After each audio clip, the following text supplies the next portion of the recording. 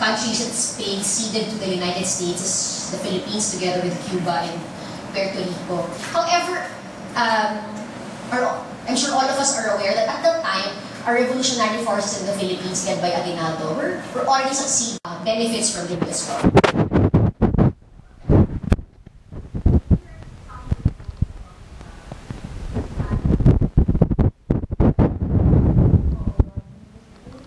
Last year, that was the first official meeting of our president, President Aquino, with President Obama. That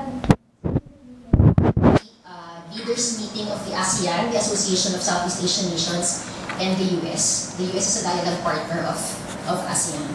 And at the sideline of that meeting, President Aquino discussed a few matters with President Obama.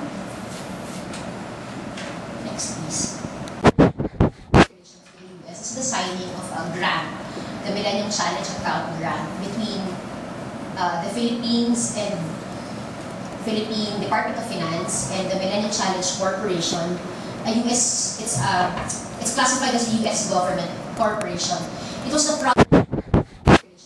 This is the signing of a grant, the Millennium Challenge Account grant between the Philippines and Philippine Department of Finance and the Millennium Challenge Corporation. It's classified as a U.S. government corporation. It was the U.S.A.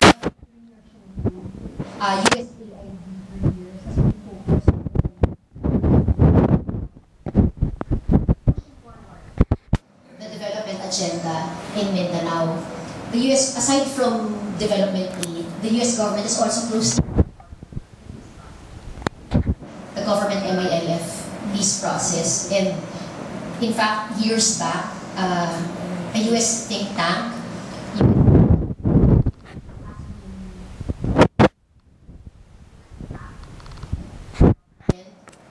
to go to Mindanao to study the conditions and to recommend points of action. Our conflict with the government MILF conflict is an internal issue, something that has to be solved internally by our government and our people. We are people in Mindanao. We do not wish, I'm sure any of us, for the U.S. government to intervene in the peace process. But it is something that they are closely monitoring. It is something that they are hoping will be concluded soon. Actually, I think we need to distinguish between development aid, as I talk about it in terms of USAID. This development aid will come in terms of livelihood, assistance, education, strengthening of institutions. On the other hand, the VFA, the Visiting Forces Agreement, is a military-to-military partnership. That's military training, military advising. It doesn't involve in any way exchanges or uses of the resources of the Philippines. In the VFA, while the U.S. military forces are in the Philippines, exercises are limited to military exchanges. There are no projects that dwell on mining exploration, oil exploration, any economic activity. Same is true with USAID.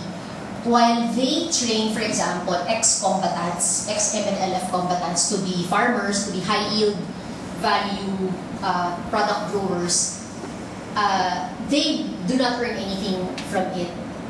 The profit, if we could call it that, the profit that the U.S. government gets is that for Mindanao to be, for these areas, not entire Mindanao, or for these areas in Mindanao to be sustainable, to be stable, so that the scourges of if I could say, some problematic activity or even some terrorist activity will be clean, will not emanate, will not take place. So I don't think there can be any room for exploitation in terms of the Philippines' natural resources. Also, since we have very good laws on this, and the US being our guests in our country and someone who recognizes the rule of law, regulations and rules, I don't think they will dare step on it or go against us in this area, in this issue.